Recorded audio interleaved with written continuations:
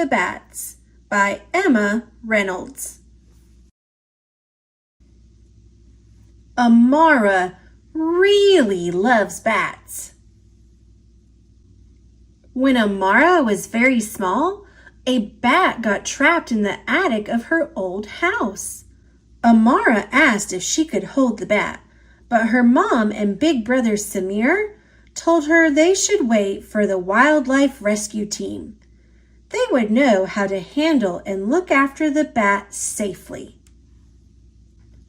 When the wildlife rescue team arrived, they caught the bat carefully and held it very gently in a towel.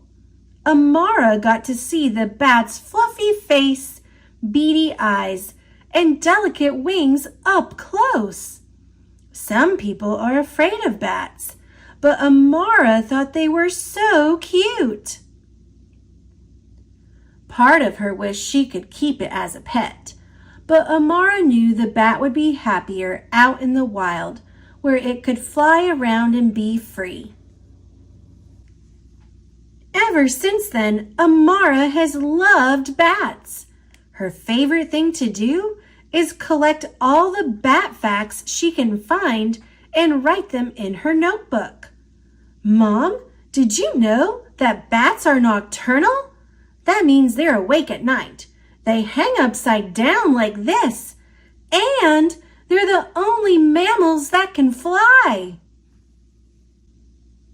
Amara and her family were moving to a new town. She was supposed to be packing up her room, but she kept getting distracted by more bat facts. Amara squeaked all around the house. Squeak! Squeak! Samir, did you know that bats have such a high-pitched squeak that we can't even hear them? They use echolocation to find their food in the dark. I can hear you, Samir laughed. Amara and her family often watched the bats flying near their old house. She knew that all kinds of bats lived all over the world, so no matter where they lived, she'd always be able to see them. After they moved, Amara couldn't wait to visit the park in her new neighborhood to see the bats flying around at sundown. Did you know that most bats eat insects or fruit, but some eat fish, frogs, and even flowers? They have really long tongues to reach the nectar. They are amazing pollinators. But when Amara and her family got to the park, there were no bats to be found. They asked the park ranger about the bats, but she hadn't seen any in a while. We used to have a few bats nearby years ago, the ranger said sadly. But it's just me working here now, and more of the land is being sold to make room for buildings. Amara felt a sad feeling in her tummy on the way home. She couldn't stop thinking about the bats in their habitat. There was so much that needed fixing. She felt as if the weight of the whole world was crushing down on her. What could she do to help? Amara, her mom knocked on the door gently. I unpacked the rest of your books, and your new nature magazine arrived. Thanks, Mom, said Amara, still feeling glum. It will feel like home soon, I promise. Her mom placed the magazine and Amara's bat books on the bed and then gave her a hug. Amara opened her magazine and started to read. There was a story about young people organizing beach cleanups to clear plastic from the oceans. And another story about a boy teaching people to connect with nature by writing a blog and fighting to protect endangered birds. She found lots of stories and videos online about kids taking action to help animals and the planet. Soon, Amara realized If they could make a difference, so could she. And she had an idea. Amara showed her mom and Samir a picture of a bat house, a little wooden house built for bats to roost in. Maybe if we can help the park build some bat houses, the bats will come back. We have to try to save the park. She decided to talk about her idea for show and tell the next day. She was still new at school, so she was a bit nervous to stand up in front of her class.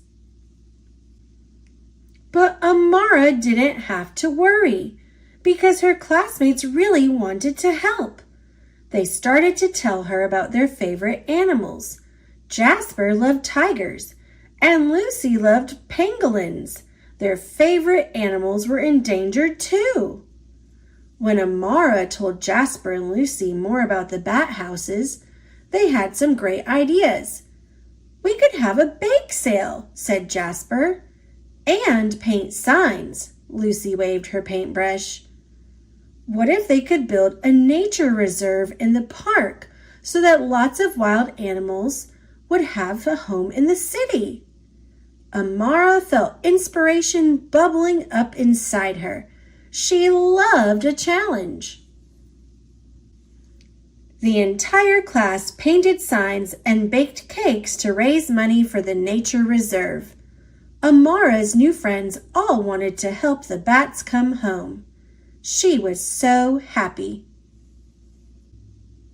Amara's mom made some important phone calls, and soon their neighborhood gathered together to hold up their painted signs.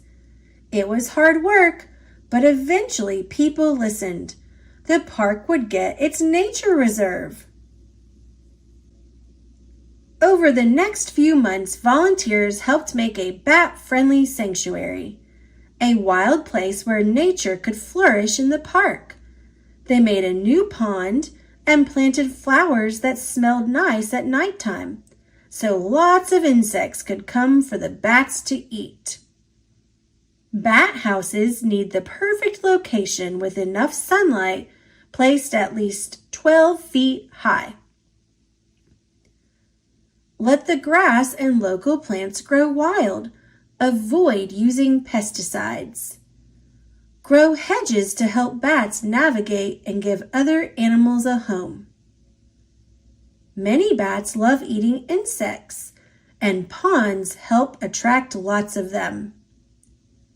Pile up dead leaves or logs to attract insects and small mammals. Pale flowers attract night-flying insects for bats to eat. The park ranger put the bat houses up in a special place with help from the wildlife rescue team. "I hope they come back," Amara said thoughtfully, sipping her hot chocolate. "We might have to wait a while," the ranger replied. "It's okay. I can wait." Every month, Amara and her family would check to see if the bats had roosted. They waited and waited and waited, but the bats didn't come. Amara tried to stay brave. One day, when Amara was eating pancakes for dinner, her mom got a phone call. They needed to go to the park right away. When they arrived, the ranger waved them over. Amara was nervous. Had something happened to the bat houses? Suddenly, her mom and brother whispered, "Amara, look!" And there they were, flying above her. The bats had made a new home, and Amara felt at home too. It was the best feeling in the world.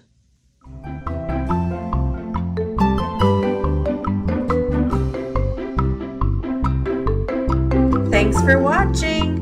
Click subscribe. See you later, alligator.